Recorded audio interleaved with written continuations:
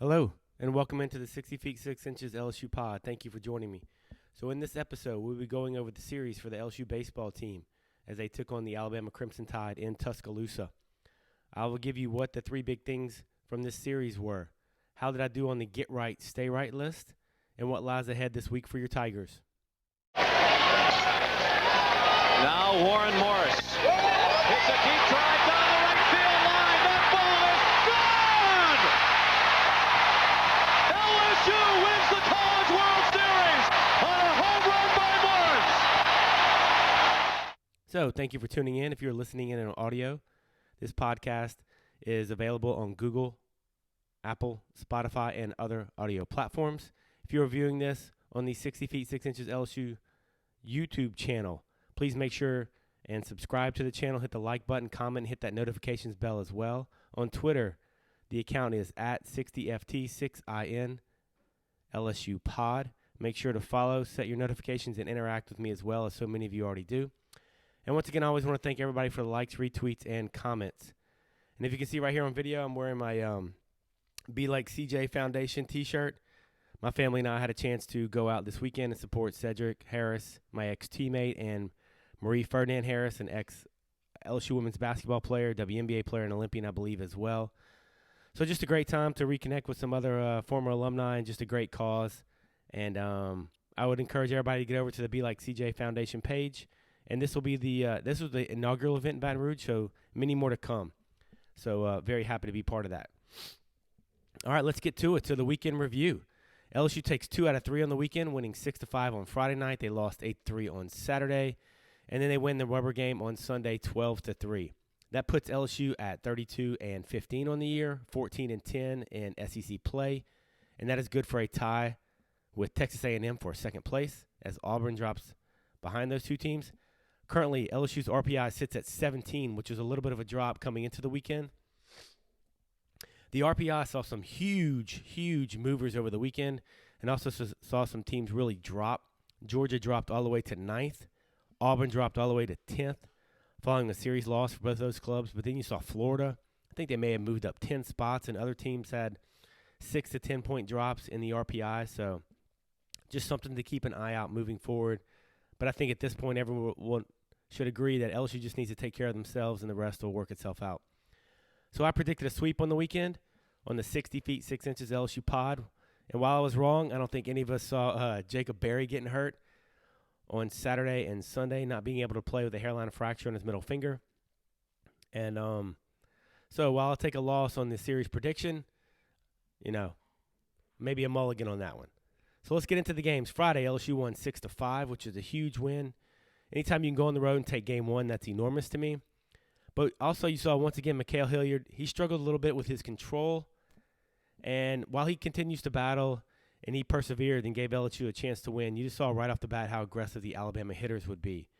To me, he's always had that curveball, and he continues to have it. But the last 2 weekends, I think he's really struggled with his command of the fastball. And I think that just hurts him just a little bit to where he throws so many curveballs. And if he's not able to get that fastball in the zone, that just kind of eliminates one pitch the hitters can lay off of. So he threw 4 gritty innings, and it was a tough matchup versus Alabama's right-handed pitcher, McMillan. And one thing I didn't know coming to the series was how good of a changeup McMillan and McNary, so the Friday and Saturday starters for Alabama, had. I mean, McMillan, it seemed like he threw 50 to 60% changeups. It was like every other pitch, and it was a very good one. And you saw the LSU hitters have a lot of trouble laying off that pitch. A lot of times that pitch would start probably mid-thigh, so start in the zone and finish out the zone. And he was just tough early on until LSU kind of ran up his pitch count. He got tired a little bit, and LSU eventually got him out the game. But the story of this game was 2-out RBIs, as LSU had 5 2-out RBIs. LSU scores 5 in the 5th with 2 outs. Cruz Cruz walks, Berry singles, Doty doubles. And then Morgan finishes off the inning with a huge home run to left center. And a perfect situation. Morgan got a changeup up. And I said on the Twitter account for 60 feet 6 inch LSU pod that bad changeups get hit a long way. I know from experience. But Morgan did a great job. He saw the changeup up. It was hanging, and he absolutely blasted it to finish off that 5-run inning for the Tigers. Bama comes right back, ties the game up, but LSU gets the go-ahead run in the 6th with 2 outs. Once again, The freshman doing some damage. Stevenson gets a 2-out walk. Pearson gets hit. And then that man, Dylan Cruz, comes through again with a 2-out RBI single. And then from there, the pen absolutely deals with Razelman, Hasty, Gervais closing it out for a win in Game 1. One thing that was a little bit of a concern, and we've talked about LSU being able to score manufacture runs or put up crooked numbers as often as possible. And in the top of the first, you saw LSU have a chance to jump out. They had first and second with nobody out, and 3, 4, 5 were up. And LSU got 0 runs out of that right there. And then once again, in the top of the ninth, you really have a chance to add some insurance runs right there. Even 1 run is huge mentally. And LSU has first and second with nobody out and can't get it done. They can't push across a run. But all in all, not a bad game. Great job with 2 outs and finishing off in extending innings, and it's big to get that win 6-5. On Saturday, just a little bit of a mess as that saw LSU drop the middle game of the series 8-3. And unfortunately, it's just continued struggles for Blake Money. You know, this time he does not get an out in the first inning before he gets pulled for Taylor. And that really had me questioning why, if Money's going to have that short of a leash, why even start him in the first place? It's almost like you're waiting for him to fail before you can take him out. We'll get into that a little bit later. LSU gets a solo home run from Dylan Cruz in the top of the first. And just a reminder, so Barry didn't play this game. They moved Doty into the leadoff spot, which I don't think he belongs there at all. He just doesn't seem comfortable. He's not very patient. So I like him back in that 4-5 spot where he can be Mr. Clutch and driving some runs. And you also saw Merrifield at third base, which we haven't seen him forever. LSU's down 5-1 heading into the fourth. They're not getting very good swings off the Alabama starter McNary, who once again, as I briefly mentioned, had another very good changeup. So Taylor's not throwing terrible. He's not throwing bad. He was kind of his own worst enemy in that one inning where he threw the ball. He fields a bunt, throws it all the way down the right field line. It seems like LSU's pitchers have a tough time executing fielding plays. To me, I'm sure they work on PFP, so PFP is called Pitchers Fielding Practice. When I was here, we did it 2 to 3 times a week. You usually do it at the beginning of practice. You take ground balls, you turn double plays, you cover first, you do all that stuff. But this year it seems like LSU's really struggled in that category. But in the fourth, LSU gives up 2 more runs after Thompson drops an easy pop-up. And that was with 1 out and nobody on. And then at that point, you know, I saw a lot of people on Twitter, and I felt the way as well. You just didn't feel like LSU was going to come back. That was pretty much the straw that broke the camel's back. And even though Cruz does launch another two-run home run in the 7th, you know, LSU loses that game. So Dylan Cruz provided all the punch in that game. It was Alabama versus Cruz that day. But the story for me in that game, and we've said it before, but the silver lining was Ty Floyd. I thought he threw fabulous. By far and away, take that midweek game out of it a couple weeks ago where he dealt. By far and away, his best outing of the year. He goes 4 innings pitched, 2 hits, 1 run, 1 earned, 1 walk, and 5 punch-outs. And I thought that was huge for him in terms of a confidence boost, so now he can know he can succeed in the SEC. But also, I did not know he had that 3-pitch mix. We always knew he had a fastball. You know, he's always going to be like 93 to 95. He's got a nice, clean, easy motion, very repeatable. He's got a very good curveball, inconsistent, as we all know, and that's kind of what's preventing him from taking that next step. But I had no idea he had that changeup. To me, that came out of nowhere, and that was a huge difference maker. If he can somehow harness that, and imagine if you could get that from Floyd, 4 innings on a Saturday. I mean, I don't know if that changes the outlook for the team, but that's huge right there, because then you're able to save the pen. I'm going to throw out some stats about the pen in a second that may be a huge eye-opener to a lot of y'all. But hopefully Floyd can build upon that confidence, and maybe now he's going to get put into that Saturday starting role just to see what he can do and if he can deliver when given the opportunity, because, I mean, in my opinion, I just don't think you can give Blake Money another Saturday start. I think you need to take the pressure off of him, let him relax, let him come in out the bullpen, give him an inning or 2 if you need to, let him throw a bunch of fastballs and let him get after hitters and kind of get that mindset back and just move on from there. Moving on to Sunday, as LSU caps off the series with a 12-3 win. You saw the bats really show up. And I'm going to be completely honest. I was absolutely worried about this game. LSU's facing a lefty, and we've seen lately with Coach Jay Johnson, he's starting to do wholesale lineup changes when he faces a lefty. Sometimes you feel it's too much, but in this case it wasn't. I mean, he pushed all the right buttons. So, as I said, I was worried. I didn't know how they were going to respond, what state of mind the team was in mentally. Look, I don't have a clue. I don't have any inside information, as I've told y'all. But they showed up with a lot of grit, a lot of toughness. And I thought it was huge to get Gavin Dugas back in that lineup. You saw him pinch hit the night before. I think he got hit. So on Sunday, he comes out hitting leadoff. And you saw Bianco in left field. And you saw Cranford in at third base. So 3 big lineup changes. So Joe Bear's out. Obviously, Barry was out. And Stevenson was out as well. So really with a heavy right-handed lineup for the Tigers. And once again, to be completely honest with y'all, I didn't see a pitch of this game. I had Mother's Day. Hopefully everybody had a great Mother's Day. I had a baptism to attend. And I kept up with it. But I didn't see anything live. So obviously a huge first inning with Cruz. He hits a double and a big 2-out hit by Thompson, which is nice to see Thompson kind of get going a little bit. He started to hit the ball, as one of my followers on Twitter pointed out to me, and it was a great job by him. Might have been Travis LeBlanc. I'm not sure. So may have to go back and give him credit. But I did respond to him. Thompson was hitting the ball hard all weekend. And to me, if you've noticed, Thompson and Doty would get the same shift early in the year where they have 3 infielders on the left side of the infield. So nobody in the 4-hole. Nobody between first and second, except the first baseman, obviously. And he was just pull. But lately, it seems like he's committed to going the other way. So he's had a lot of loud outs to right field and into that side of the diamond. But you saw Thompson come through in the Sunday game with a huge 2-out hit. And he gets a 2 RBI single. Then Bianco comes up and he gets another 2-out hit, another RBI single as well. So LSU jumps out early. And unfortunately, what we saw happen on Saturday happens to our guy, Samuel Dutton, on Sunday. He gets pulled in the first, similar to Money. And in comes Jacob Hasty. And that dude was a dude this weekend. He's been the dude lately a lot. And he got out of a tough jam on Friday night with a 3-2 strikeout in a hairy situation. And he comes in on Saturday and absolutely deals. 4 innings pitched, 2 hits, 4 Ks. I don't know what else you can look for in terms of holding Bama at bay, who needs this game because they're fighting to get into the SEC tournament, fighting to turn their season around. And Hasty just goes out and does what he's done really since he's kind of come back into the fold here and just deals. LSU's up 3-1 in the 5th. They get another 2-out RBI hit from Bianco.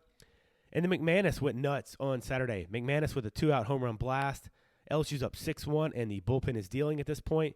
Then McManus comes up and hits another home run in the 7th. Cruz hits a 3-run bomb in the 8th. And the pen slams the door with Razelman, Cooper, and Fontenot finishing out the game. Alabama scratches 2 more runs, but it didn't matter at that point. The series was over. And LSU delivers right there with a road series win. Take a 2 out of 3 from the Tide.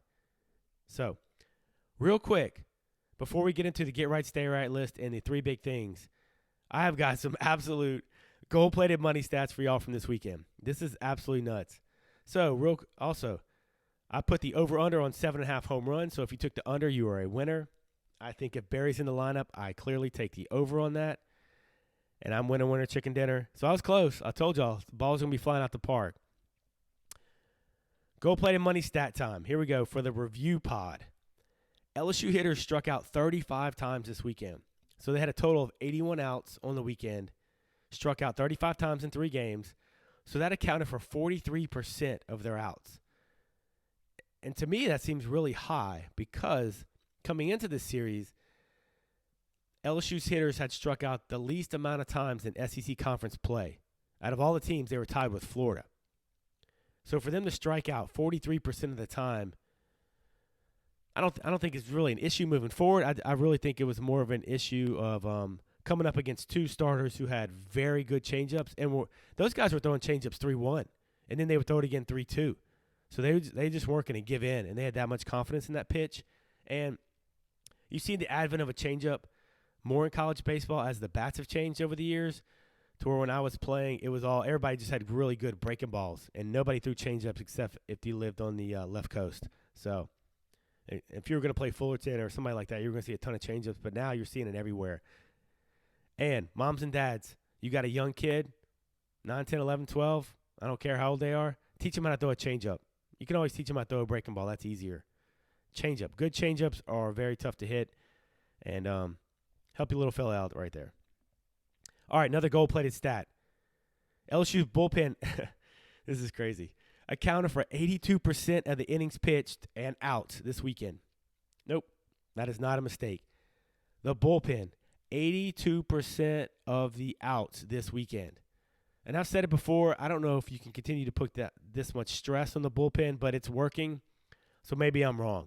And maybe this bullpen can continue to do it for the rest of the year and have continued success doing that, because that's obviously the mantra, and without a true number 2, and Dutton is sliding in the 3 spot, but sometimes, as we just saw, he unfortunately didn't get out the first. I mean, that heavy load falls on the bullpen. 82% of the outs this weekend gobbled up by the bullpen, which is enormous. Another gold-plated money stat. LSU scored 21 runs this weekend. 14 came with 2 outs. So 66% of the runs this weekend were scored with 2 outs. So to me, that's enormous. They've always been able to hit with 2 outs. But you got to remember, with 2 outs, they're able, when you score that many runs, 1, you stress the pitcher, drive up his pitch count. But 2, you're probably putting up runs, so you're probably putting up a crooked number, and you're just extending the inning, and you're building momentum in that dugout. And that momentum is real. You know, you can almost feel it come through the TV sometime. If you get a 2-out hit or a 2-out bomb or 2-out singles and a double, guys are starting to feel it in that dugout. Guys are starting to get hyped up. So that was enormous. 66% of the runs scored this weekend with 2 outs. And then finally, just to remind y'all what a dude Dylan Cruz is, he was 7 of 11 on the weekend with 3 home runs. And McManus also hit 3 bombs as well, and he went 4 for 12. So Dylan Cruz, absolute dude. And he made an unbelievable catch in center field as well. So you can always count on him for a pretty good web gem.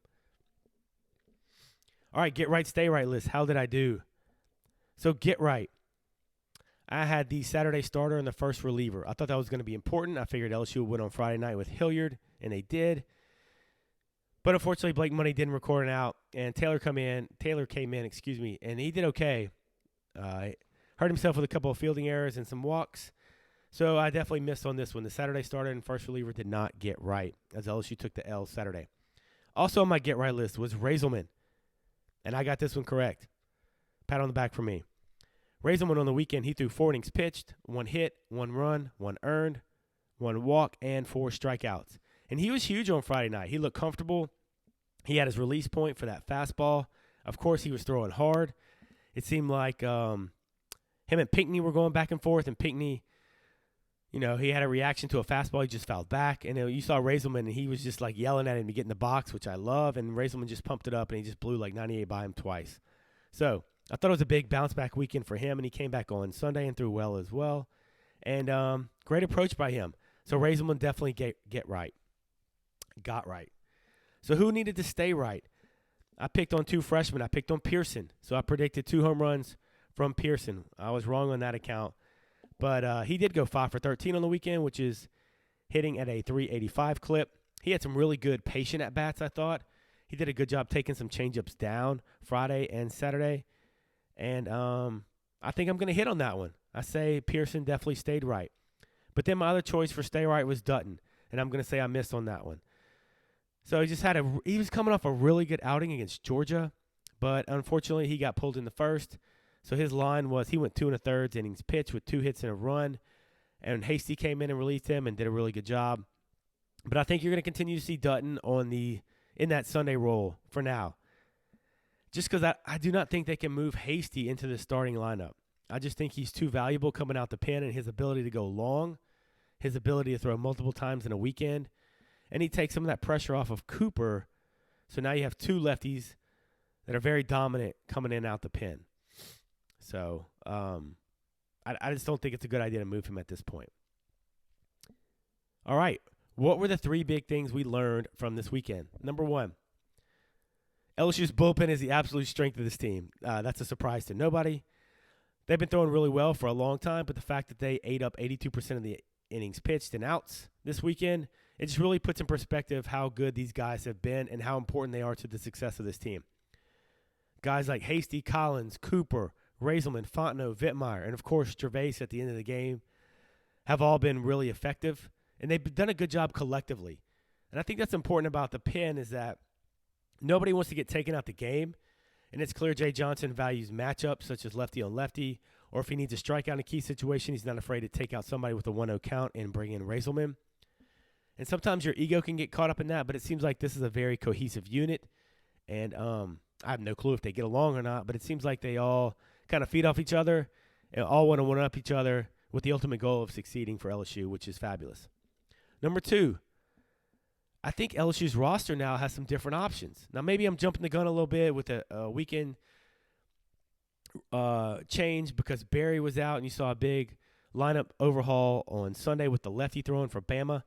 But now that you have Dugas coming back and Bianco, who, as we know, can be very streaky one way or the other, if those guys get more playing time, especially against lefties, and Joe Barry gets moved out that lineup, and he's been struggling a lot lately, I think it just adds another dimension to the lineup. Plus, those 2 guys are senior leaders. They've been there and done that. They've played in super regionals before. And one thing that's tough is that every team's going to have leaders on different levels. But I think it's tough for guys like Dugas or Bianco, who are seniors, to lead when they haven't been playing or they've been hurt. Sometimes those guys' words may not carry as much weight because you're not in the fire every day.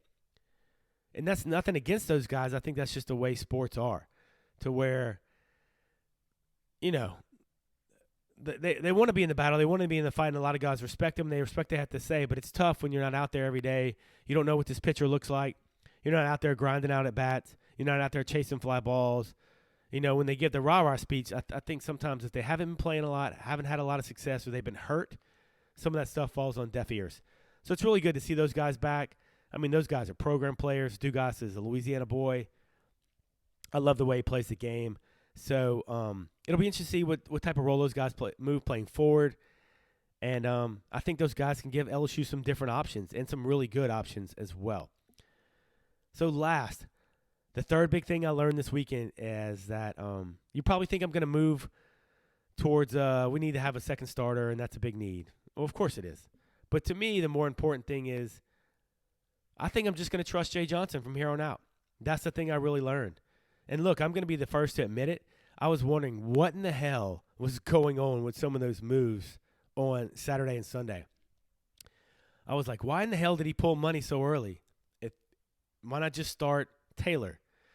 I wondered why he had such drastic lineup changes versus the left-handed pitcher for Bama on Sunday. And then he pulled Dutton very early as well. And I was questioning that in my mind. I had some Twitter conversations with some people I trust back and forth with DMs and whatnot. But in the end, I don't think anyone who's followed this program for a while is used to the way he coaches. And for now, it seems that's going to be something that we as fans are going to have to be willing to accept. And nobody is used to the way he runs his pitching staff. I don't think anybody at LSU has really seen that before. And not that it's bad, it's just different. And maybe this is different for him and Coach Kelly as well. Maybe they're not used to running it like that, but maybe they're forced into running it like that due to the lack of options at starter and how strong the bullpen is. So this may be new ground for them as well, but it's just something as fans we're just going to have to kind of take a step back from. I mean, just look at what he did at Arizona in his tenure. He went to College World Series 2 times in 6 years. And the other thing, too, is on this platform that I have a lot more freedom than a lot of other baseball guys who are very good in this town. You know, I don't have to worry about interviewing Coach Jay Johnson every week. I don't have a radio show or a call-in show with him. I don't have to rely on LSU baseball for anything. I don't have to get interviews or get people on my show. So I don't really have a problem questioning or calling things out. But after the last couple of weekends, I mean, it's obvious because he's the coach, but he really knows who this team is. He knows the strengths. He knows the weaknesses. He knows what the vibe is in the dugout, what it is, what it's like in the clubhouse. It's obvious. He knows who likes each other, who hates each other, who does the team listen to when times are tough, who the vocal leaders, or who's just full of hot air. Because there's some guys that like to talk just to talk, and everybody just rolls their eyes and walks away.